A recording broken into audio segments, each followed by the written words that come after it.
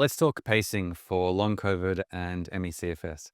So my first goal on this video is to help you stabilize by reducing your crashes, both their severity and their duration. Um, Pacing is the method to do this with. And pacing is both a lifestyle and a process. And for some people, it's all we need to do to recover. So my second goal of this video is to answer the question, what do I do as a patient? What's the day-to-day? What's the nitty-gritty like? What are some concrete steps I can take right now after watching this video to help me on this journey? And what follows is everything that I wish I knew about long COVID before I got sick. This is based on my personal experience, the experiences of others, and various medical sources. And this knowledge helped me to recover, and maybe it'll help you too. I was sick for over 2 years, and in terms of the severity of illness, I was mostly housebound. Guess what? Pacing is chill, really chill. If you thought Lo-Fi Girl was chill, this is way chiller. So what I'm about to go through is based on a particular way of thinking about long COVID and ME/CFS. Let me explain. So the hallmark symptom of long COVID is called PEM, or post-exertional malaise, or colloquially a crash. Two other really common symptoms are fatigue and brain fog, or cognitive dysfunction, if you want to be fancy. There are also hundreds of other possible symptoms, just to make things confusing. The brain inflammation model of long COVID says that because of the illness we have, our brains actually become inflamed. They get hotter. This is measurable. And our brain starts acting up. So we have crashes, and our brain goes from a normal baseline all the way down to a sick baseline where symptoms and pain become the norm for the brain. And so, when we have crashes, neuroplasticity rewires our brain in a negative way into this pain and symptom state. But it's not all bad. We can use the mind-body connection to restore the brain back to health, essentially, and go from this sick state slowly and steadily back to a healthy state. Now, I'm definitely not saying that this illness is psychosomatic or all in your head. I had this illness myself for 2 years, and it was incredibly debilitating, and I've suffered the pain of it. So I know from personal experience that the pain is real, the symptoms are real, the symptoms are felt all through the body, and a lot of them are measurable. So, that's definitely not all in your head, right? So I've got a video that goes into heaps more detail into everything that I've just touched on. So if you'd like to learn more about that, I'll leave a link below. All right, let's talk about creating the best environment we can in order to aid our recovery. First off the bat is pacing. Pacing is some activity followed by some rest, and being really careful about how we do this. I'll go into much more detail in the second half of the video. So moving on to the next point is lots of rest time. So a consequence of pacing is needing a lot of time to rest, to give your body and your nervous system and your brain time to cool down and calm down and recover until we give it some more activity. Further to this is meditation. So meditation is a really great way of calming the nervous system and checking in with what's happening with our body. So these are both two really useful things that we're going to lean on to, help us relax and also give us information. So meditation's really handy. And similarly, it's great if it's possible to have a calm environment. The reason for this is we want to have as much control as we can about the stimulation that's coming into our bodies and our nervous system and our brain. And if our environment is calm, then this just gives us more control, and that's handy. Now, if you have nature nearby or accessible in some way, that's great as well, because there's loads of science around that talks about how effective nature is in helping us to relax and to calm down. And, this has an effect on our nervous system, which is what we want. I'd also recommend social media that is positive and is about recovery, and avoiding anything else on social media. My favorite social media place for long COVID is a Reddit forum called Long Haulers Recovery. There's also a great website called long COVID cured. And both of these resources are chock full of recovery stories and different tools, tips, techniques, and strategies that people have tried and used to get over their long COVID. This is really helpful because it gives a positive message around recovery. The other thing I'd recommend is journaling. This is because it's a really easy, free way to have somewhere to go when we're, managing the day-to-day of our illness. I found it handy to, write about my symptoms, write about how I was feeling, help me to process the journey of going on long COVID, because it is quite a journey. And it's also handy to be able to, look back of maybe a week ago, a month ago, and get a handle of how you were going, what symptoms you're experiencing, and that sort of thing. Having a good support network is a real bonus if it's possible. So we're human creatures and we need human contact. And what I would recommend is, reaching out to your friends and family and letting them know that you've got a pretty severe chronic illness, and it means that you'll have less time available to hang out with them, and you won't be able to turn up for as many social events for the duration of your illness. And so you can ask them to maybe check in on you and see how you're going. And yeah, just get a bit of support that way. The other facet of support networks is the financial side. If it is possible, it's great not to have to be really concerned about supporting yourself while you're ill. So, if you have insurance, government support, a partner, family, friends, whatever it is, I recommend leaning into that if it means that you don't have to worry so much about your finances for the immediate future. Okay, so that's all the helpful stuff. Here's what I think isn't helpful and you should avoid if you can at all possible. So the first thing is non-paced activity. So that's just pushing through, ignoring your symptoms, trying to get something done. This is harmful and it can lead to crashes. So I'd recommend avoiding that. Another thing is stressful relationships. So if you have people in your life that, after you see them, ask yourself how you feel. And if you don't feel good, or if it's caused, stress in your body and your mind, then it's best to avoid these relationships for the duration of the illness until you really start to recover. Similarly, pressure to work can be a big source of stimulation and stress. Really depends on your personal situation. But, for me, for instance, what I had to do was quit my job and just focus on resting and learning how to recover. And that's what ultimately led to my recovery. Pressure to work, any deadline, social commitments, all this stuff is really unplanned sort of stress on the nervous system. And the thing is, we're pretty ill and we just need to be fairly delicate until we can get the recovery sort of happening. So I recommend avoiding basically all social media that isn't related to recovery. You can do whatever you want, but social media can be pretty stimulating and exciting, especially in the sort of the tumultuous times we live in. And particularly for long COVID and CFS, there's a lot of forums out there where, people are understandably suffering quite a lot. And there's lots of cries for help and a lot of sort of negative stories and negativity about recovery.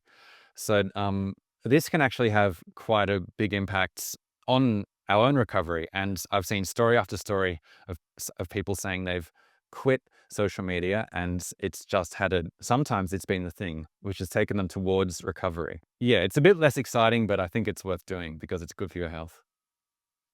And similarly, scientific media or medical media I found wasn't really helpful. So, this is media that's, a latest paper that's been released, or some finding about some detail about drugs, spike proteins existing in the brain. All this sort of stuff isn't that helpful because, we have brain fog and it's hard to get into details when we have long COVID. So in my opinion, the best thing to do is to just put this stuff to the side, put all that medical jargon to the side, put all that research papers to the side, and just focus on simple techniques to help you recover from people who have done it themselves. So these are just my recommendations. I know that it's not possible to do all this stuff. It's just what I've found worked really well for me and what others have also said has been helpful. Okay, so now I want to give you some pro tips which can really help pacing and recovery. So the first one is to avoid pushing, and especially avoid pushing when you're tired. This is a common avoidable cause of crashes. And normal healthy people, yeah, they can do a bit of pushing from time to time. It doesn't matter. We just go to sleep and everything's fine the next day. But when we have long COVID or ME/CFS, if we push, there's just a good risk of crashing. So just really great to avoid pushing as much as you can and learn how to incorporate that into your life. So if you have an unavoidable event, this happens in life sometimes and there's no way around it. What I'd recommend doing is think about it as the big game. Have a really good pre-game rest, really good post-game rest, and give yourself a lot of time around that event to minimize the impact of the extra stimulation on your body. Okay, diet. Now, we could talk for ages about diet, but I'm just trying to give you some quick tips here. So what I would say as a headline is, as much as possible, go towards whole foods and avoid processed foods. This is because processed foods contain these things called amines or histamines. And when we have sensitive digestive systems because of long COVID, amines are a common source of food intolerances. Unprocessed food is like fruits, nuts, whole grains, lean meats are fantastic, fish. Other food tips I found really useful was really limiting the amount of caffeine I had, if any at all, because caffeine stimulates our body and we don't need that stimulation when we're ill. Alcohol, I think, absolutely should be avoided. While we're sick, we can, party the night away when we get better. But for the duration of the illness, alcohol can lead to really long hangovers from really small amounts of alcohol and also cause crashes. So best to avoid it for the time being. So another tip I have, which I think sounds a bit odd, but it's actually a really good one, is to move 30% slower. So move 30% slower? Yeah. So say you're doing a task like doing the dishes or making breakfast or anything that involves movement, just try knocking 30% off that pace and just doing it a little bit more slowly and a little bit more gently. And the consequence of this is less stimulation over time on the nervous system, which again is a way of pacing and reducing the likelihood of crashes.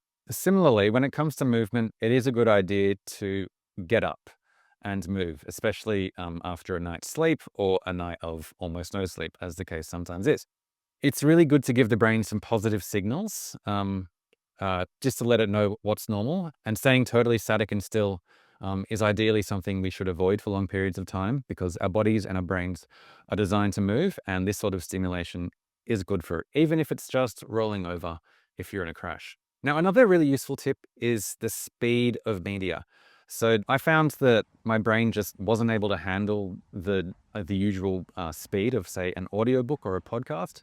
But if we bring the speed down to, say, zero point 0.7 or, whatever reduction works for you, you'll find that the stimulation on the brain is actually reduced a fair bit.